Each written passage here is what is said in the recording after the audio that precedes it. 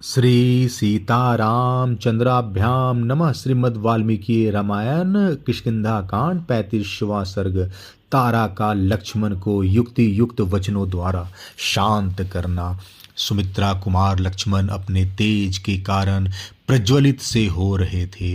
वे जब उपयुक्त बात कह चुके तब चंद्रमुखी तारा उनसे बोली, कुमार लक्ष्मण, आपको सुग्रीव से ऐसी बात नहीं कहनी चाहिए। वे वानरों के राजा हैं, अतः इनके प्रति कठोर वचन बोलना उचित नहीं है।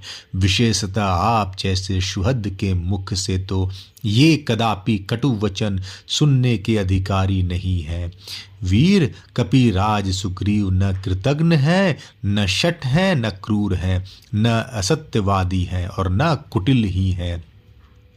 वीर लक्ष्मण, श्री रामचंद्र जी ने इनका जो उपकार किया है वह युद्ध में दूसरों के लिए दुष्कर है।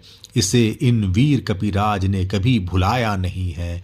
शत्रुओं को संताप देने वाले सुमित्रानंदन श्री रामचंद्र जी के कृपा प्रसाद से ही सुग्रीव ने वानरों के अक्षय राज्य को, यश को, रूमा को तथा मुझको भी प्राप्त किया है।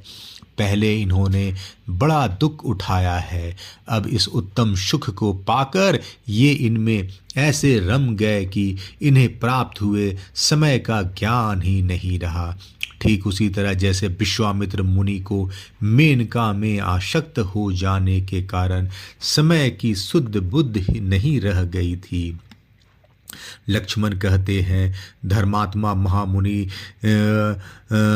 विश्वामित्र ने धृताक्षी मेनका नामक अप्सरा में आसक्त होने के कारण 10 वर्ष का समय को एक दिन ही माना था।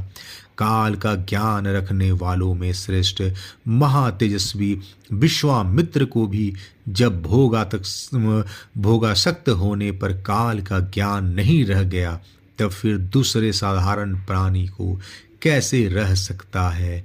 कुमार लक्ष्मण, आहार, निद्रा और मैथुन आदि जो देह के धर्म है, जो पशुओं में भी समान रूप से पाए जाते हैं, उनमें स्थित हुए ये सुग्रीव पहले तो चिरकाल तक दुख भोगने के कारण थके मांदे एवं खिन्न थे।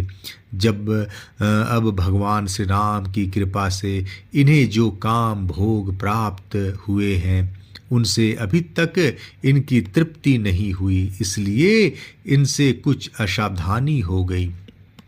अतः परम कृपालु श्री रघुनाथ जी को यहाँ इनका अपराध क्षमा करना चाहिए।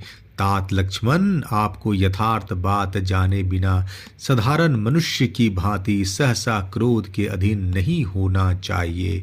पुरुष प्रवर, आप जैसे सत्वगुण संपन्न पुरुष विचार किए बिना ही सहसा रोष के वशीभूत नहीं होते हैं। धर्मज्ञ, मैं एकाग्र हृदय से सुग्रीव के लिए आपसे कृपा की याचना करती हूँ। आप क्रोध से उत्पन्न हुए इस महान क्षोभ का परित्याग कीजिए।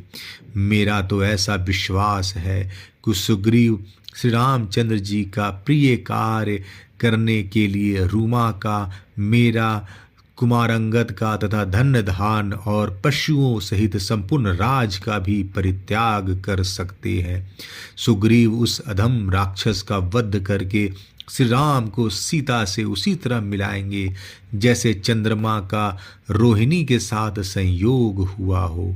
कहते हैं कि लंका में 100,000 करोड़ 36 अयुत 36,000 और 3600 राक्षस रहते हैं। वे सब के सब राक्षस इच्छानुसार रूप धारण करने वाले तथा दुर्जय हैं। उन सब का संहार किए बिना रावण का, जिसने मिथिलेश कुमारी सीता का अपहरण किया है, वध नहीं हो सकता। लक्ष्मण, किसकी सहायता लिए बिना अकेले किसी वीर के द्वारा न तो उन राक्षसों का संग्राम में वध किया जा सकता है और न क्रूर कर्मा रावण का ही। इसलिए सुग्रीव से सहायता लेने की विशेष आवश्यकता है। वानर राज वाली लंका के राक्षसों की इस संख्या से परिचित थे। उन्होंने मुझे उनकी इस तरह गणना बताई थी। रावण ने इतनी सेना का संग्रह कैसे किया यह तो मुझे नहीं मालूम है, किंतु इस संख्या को मैंने उनके मुंह से सुना था। वह इस समय मैं आपको बता रही हूँ। आपकी सहायता के लिए सुग्रीव ने बहुत बहुत तेरे श्रेष्ठ वानरों को युद्ध के निमित्त असंख्य वानर वीरों की सेना एकत्र करने के लिए भेज रखा है। वानर राज सुग्रीव उन महाबली और पराक्रमी वीरों के आने की प्रतीक्षा कर रहे हैं। अतएव भगवान श्री राम का कार्य सिद्ध करने के लिए अभी नगर से बाहर नहीं निकल सके हैं। सुमित्रा नंदन सुग्रीव ने उन सब के एकत्र होने के लिए पहले से ही जो अवधि निश्चित कर रखी है, उसके अनुसार उन समस्त महाबली वानरों को आज ही यहाँ उपस्थित हो जाना चाहिए। शत्रुदमन लक्ष्मण, आप आज आपकी सेवा में कोटि सहस्त्र 10 शरभ वृक्ष 100 करोड़ रोड़ लंगूर और तथा और भी बड़े हुए तेज वाले कई करोड़ वानर उपस्थित होंगे। इसलिए आप क्रोध को त्याग दीजिए। आपका मुख क्रोध से तमतमा उठा है और आंखें रोष से लाल हो गई है। यह सब देखकर हम वानर राज की स्त्रियां को शांति नहीं मिल रही है। हम सबको प्रथम भय बाली वध के समान ही किसी अनिष्ट की आशंका हो रही है। किष्किंधा कांड 35वां सर्ग समाप्त। जय श्री राम।